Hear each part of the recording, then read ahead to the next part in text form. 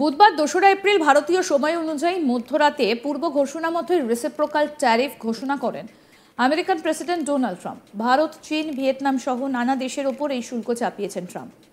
আর ট্রাম্পের এই নতুন শুল্ক ঘোষণা থেকে বাদ পড়েনি আন্টার্কটিকার কাছে বরফে ঢাকা জনশূন্য আগ্নেয়গিরিময় দ্বীপপুঞ্জ। সব থেকে আশ্চর্যের বিষয় হলো এই দ্বীপপুঞ্জে কিন্তু দীর্ঘদিন ধরেই কোনো মানুষ বসবাস করেন না, থাকে শুধু কয়েকটা বিশেষ প্রজাতির পেঙ্গুইন। কিন্তু মানুষ না থাকলে কি হবে? ট্রাম্পের এই শুল্ক চাপানো তালিকাভুক্ত দেশগুলো থেকে রেহাই মেলেনি এই জনশূন্য দ্বীপে। এই ধরনের দ্বীপগুলিতেও 10% হারে শুল্ক বসিয়েছেন ট্রাম্প। জানা গিয়েছে, পৃথিবীর অন্যতম প্রত্যন্ত অঞ্চল হিসেবে পরিচিত অস্ট্রেলিয়ার দূরবর্তী ভূখণ্ড হার্ড দ্বীপ এবং ম্যাকডোনাল্ড দ্বীপ। পশ্চিম অস্ট্রেলিয়ার পার্থ থেকে জাহাজে সেখানে পৌঁছতে 2 সপ্তাহ সময় লাগে। যেটা জানা যাচ্ছে, একদম জনশূন্য এই দ্বীপে প্রায় 1 দশক আগে শেষবার মানুষের পা পড়েছিল। জানা যায়, মানুষ বসবাস না করলেও এখানে 4টে ভিন্ন প্রজাতির পেঙ্গুইন রয়েছে। ট্রাম্প এই দ্বীপপুঞ্জ থেকে সমস্ত রপ্তানির ওপর 10% শুল্ক আরোপ করেছেন।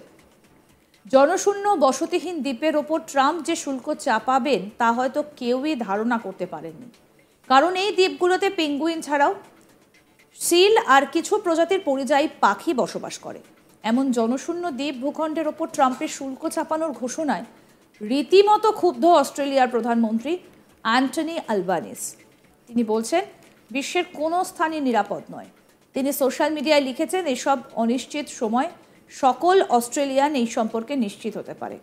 এই শুল্ক অপ্রত্যাশিত নয়, তবে অমূলক। আজকের এই সিদ্ধান্তের কারণে অস্ট্রেলিয়ার তুলনায় অন্যান্য অনেক দেশ বেশি ভুগবে। এই শুল্ক মোকাবিলায় অস্ট্রেলিয়ার চেয়ে বিশ্বের কোনো দেশই আর ভালো প্রস্তুতি নেয়নি। হার্ড দ্বীপ এবং ম্যাকডোনাল্ড দ্বীপ ছাড়াও অস্ট্রেলিয়ার অন্যান্য দূরবর্তী ভূখণ্ড ও ট্রাম্পের নতুন শুল্ক তালিকায় স্থান পেয়েছে। এর মধ্যে রয়েছে কোকোস দ্বীপ, ক্রিসমাস দ্বীপ এবং নরফোক দ্বীপ। নরফোক দ্বীপে 2188 জন মানুষের বসবাস। এই দ্বীপের ওপর 29% শুল্ক আরোপ করেছে ট্রাম্প প্রশাসন, যা অস্ট্রেলিয়ার মূল ভূখণ্ডের ওপর আরোপিত শুল্কের তুলনায় 19% বেশি। কিন্তু এইরকম জনশূন্য দ্বীপগুলিকেও কেন ছাড়লেন না ট্রাম্প? জানা গিয়েছে, যেহেতু অস্ট্রেলিয়ার অধীনে রয়েছে এই 2 দ্বীপ, তাই বেস লাইন ট্যারিফ হিসেবে এই 2 দেশের ওপরও 10% শুল্ক বসিয়েছেন ট্রাম্প। জানা যাচ্ছে, অস্ট্রেলিয়া 1953 সাল থেকে হার্ড এবং ম্যাকডোনাল্ড দ্বীপপুঞ্জ পরিচালনা করে। প্রাথমিকভাবে সংরক্ষণ এবং গবেষণার উদ্দেশ্যে এই দ্বীপগুলিকে কাজে লাগানো হয়।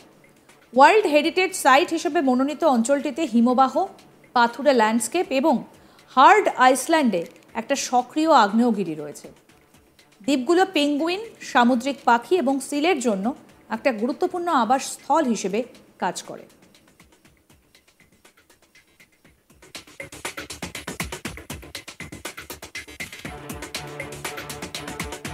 প্রসঙ্গত বলি, আগেই ঘোষণা করেছিলেন, সেই মতো বুধবার মধ্যরাতে পাল্টা শুল্ক নীতি ঘোষণা করেছেন আমেরিকান প্রেসিডেন্ট ডোনাল্ড ট্রাম্প। বিদেশ থেকে আসা সমস্ত গাড়ির ওপর 25% শুল্ক বসাচ্ছে আমেরিকা। সেই সঙ্গে তিনি জানান, ভারতের ওপর 26% পাল্টা শুল্ক চাপানো হবে, অর্থাৎ আমেরিকান পণ্যের ওপর ভারত 52% শুল্ক চাপায়, তাই তিনি পাল্টা 26% শুল্ক চাপাতে চলেছেন। একই সঙ্গে তিনি বলেন, প্রধানমন্ত্রী মোদী আমার খুব ভালো বন্ধু। সম্প্রতি তিনি আমেরিকা থেকে ঘুরেও গিয়েছেন, কিন্তু আমাদের সঙ্গে যেমন ব্যবহার করা হচ্ছে তা ঠিক নয়। চীনের ক্ষেত্রে পাল্টা শুল্কের হার 34%। এই পাল্টা শুল্ক থেকে বাঁচার নিদানও দিয়েছেন আমেরিকান প্রেসিডেন্ট। তার কথায়, আমেরিকায় এসে পণ্য তৈরি করুন, তবে আমেরিকায় ব্যবসা করতে হলে 10% শুল্ক দিতেই হবে বলে জানিয়েছেন ট্রাম্প। এবার শোনাবো কি বলেছেন ডোনাল্ড ট্রাম্প, শুনুন। Little items like cars, 46%, we're charging them 24%. India, very, very tough, very, very tough. The Prime Minister just left, and he's a great friend of mine, but I said, you're a friend of mine, but you're not treating us right. They charge us 52%. You have to understand, we charge them almost nothing for years and years and decades, and it was only 7 years ago when I came in, we started with China and charged them. We took in hundreds of billions of dollars from China in tariffs, and they understood, honestly. President Xi understood. He said, look, I understand, and the other countries, and they all understand. We're going to have to go through a little tough love, maybe, but they all understand. They're ripping us off, and they understood it.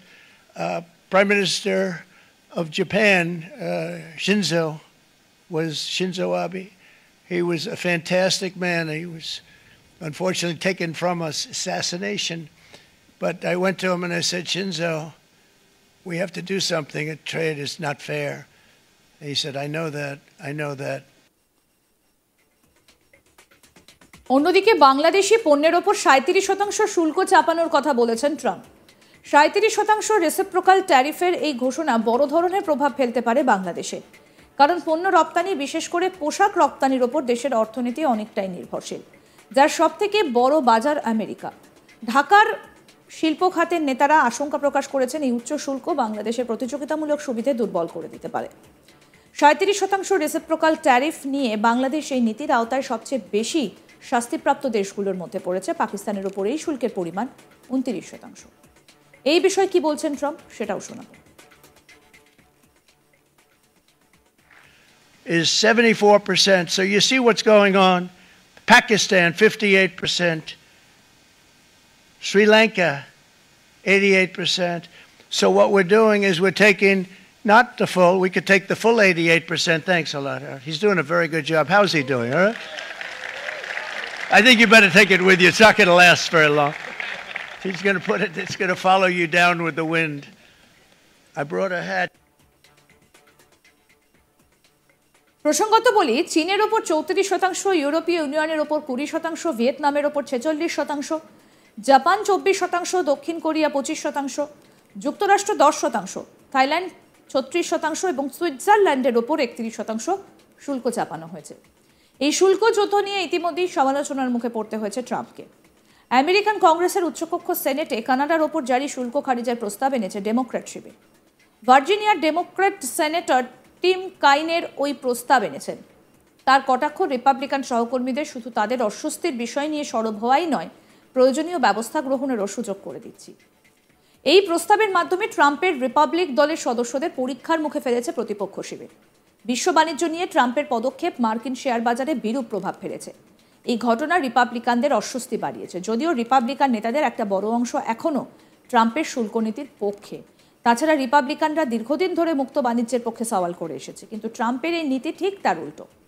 এই পরিস্থিতিতেই কানাডার পণ্যের ওপর শুল্কের প্রভাব দেশের অর্থনীতিতে পড়বে বলে সতর্ক করে দিয়েছেন ডেমোক্র্যাটরা। তাদের দাবি, এতে বাড়ি তৈরি, যুদ্ধজাহাজ নির্মাণ ব্যয় সাপেক্ষ হয়ে উঠবে, নিত্য প্রয়োজনীয় সামগ্রীর দামও বাড়বে।